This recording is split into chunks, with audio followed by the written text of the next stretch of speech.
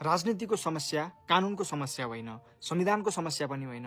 प्लेटोका अनुसार राजनीतिको समस्या मानिस स्वयंको आन्तरिक समस्या हो। यदि मानिस सरल हुन्थ्यो भने राज्य नै आवश्यक पर्दैन थियो, न सेना, न अदालत, न राजनीति। मानिसहरू साझा श्रम गर्थे, आफ्नो अन्न उमार्थे, आफ्नै सानो घर बनाउँथे, साधारण खाना खान्थे र शान्तसँग जीवन बिताउँथे। न लोभ न युद्ध, एक किसिमको स्वर्ग। यानी प्लेटो एक सरल युटोपियाको कल्पना गर्छन्, तर प्लेटो तुरुन्तै भन्छन् कि यो कल्पना मात्रै हो, यो स्वर्ग कहिले पनि आउँदैन। किनकि मानिस बुद्धिले मात्रै बनेको प्राणी होइन, ऊ चाहना, डर र ईर्ष्या यानी लोभले पनि बनेको प्राणी हो।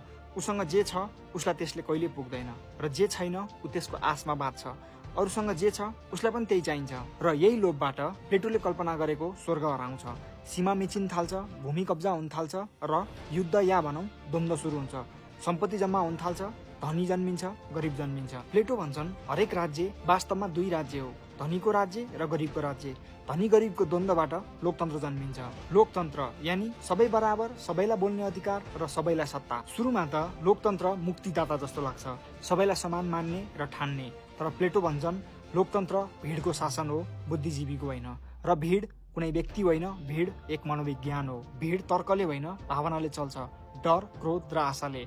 प्लेटो थप्छन् लोकतन्त्रमा भिडको नेताले सत्य बोल्दैन, भिडलाई के मन पर्छ त्यो मात्रै बोल्छ।